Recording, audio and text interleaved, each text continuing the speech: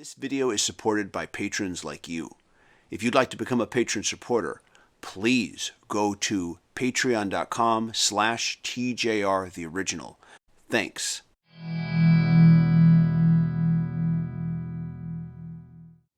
Hey everybody, this is TJR. Just found out that the Beatles, the Rolling Stones, Bruce Springsteen, and more will be appearing in a Chuck Berry tribute show scheduled for later this month. Now, I just read about this. This is an article in Rolling Stone magazine, and this is going to be on television. Let me just read this to you here and then give you my thoughts on it.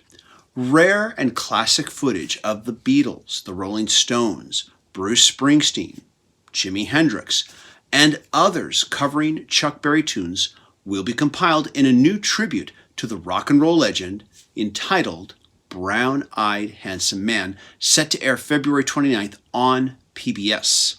The film collects several decades worth of performances, including two very early ones from the Beatles and the Stones from 1964. In one, the Beatles play Roll Over Beethoven at their first U.S. concert at the Washington Coliseum in Washington, D.C., and in the other, the Rolling Stones play Around and Around at a UK gig.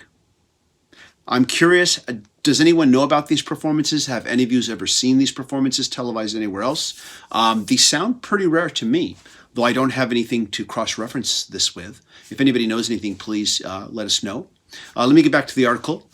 Other performances include Jimi Hendrix's rendition of Johnny B. Good in Berkeley in 1970, Paul McCartney's intimate 1999 rendition of Brown-Eyed Handsome Man at the Cavern Club in Liverpool, where the Beatles got their start, and Tom Petty and the Heartbreakers' take on Carol from 2011. Along with all of these covers, there will be plenty of footage of Berry, including several solo cuts, and performances with his one-time backing band, Billy Kingsley and Rockin' Horse. Brown-Eyed Handsome Man will also boast several collaborations, including clips with Linda Ronstadt, Keith Richards, and Bruce Springsteen. Now, I'm assuming, of course, these are also archive clips and not newer clips. The article goes on to state, in 50 years of working with Chuck Berry, I saw him perform hundreds of times, and there simply wasn't anyone like him. Berry's agent Dick Allen said, he was such a dynamic showman and loved performing for his fans. This program does a terrific job of showcasing him live in concert throughout a variety of eras of his career, and it's a wonderful tribute to see these fellow legends performing his songs. Seeing it all together really drives home how many artists he influenced, and that rock and roll wouldn't have been what it was if it wasn't for Chuck Berry. Now, if you know me, you know I'm a huge Chuck Berry fan. You know that I have cited him as an influence as a guitarist and as a songwriter. And while I respect and agree with the statements here about his impact on rock and roll, I noticed that his agent doesn't manage to mention anything about the rather notorious reputation that Chuck Berry earned during the latter half of his career.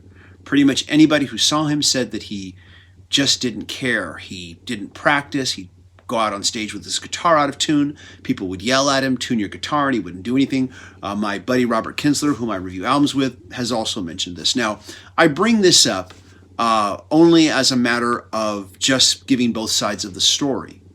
Now, do I need to see this in this type of a tribute show? No, I don't think they need to show that. In a documentary, a comprehensive documentary about his life and his music, yes, I do think they need to cover that, but not in this. With that said, I have to say I am definitely interested in seeing this, especially these very early Beatles and Stones performances. Now, one thing, though, that does trouble me as I read about this production and as I look for more information on it, I can't find anything on who is directing this film. There is no listing for it in IMDb. There is no listing for it even on the PBS website. In fact, not only is there no information about who directed it, there's no information on it. When I pull up February 29th on their directory here for the local PBS, it's not listed. Now, of course, that doesn't mean it's not going to air.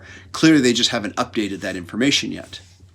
Now, I'm going to see it regardless of who's directing it, but I would like to know, and the fact that there is no mention of it does make me question possibly the quality of this, the fact that they won't mention that. And once again, I could be wrong about this, but this does make me take a little bit of pause.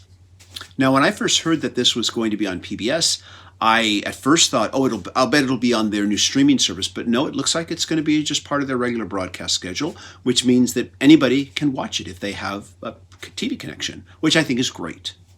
The only thing I think that might be missing from all this is some new footage with new performances. Now, that may end up happening, but so far from what I see here, there's no indication that it's anything but archival footage.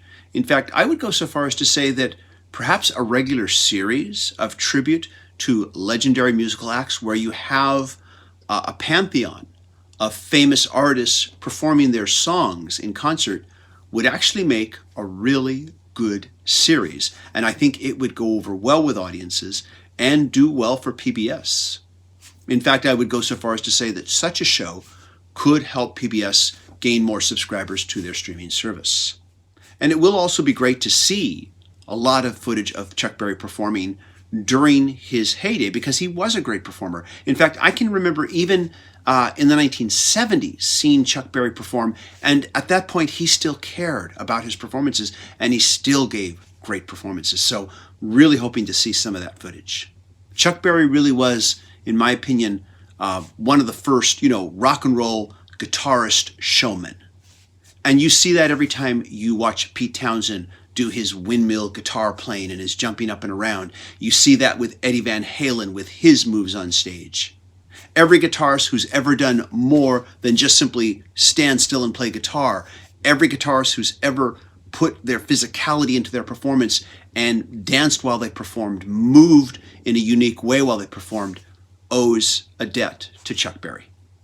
No word as to the running time of this film, but regardless, I'm looking forward to seeing it. Let me know what you think. Are you excited about this? Leave a comment.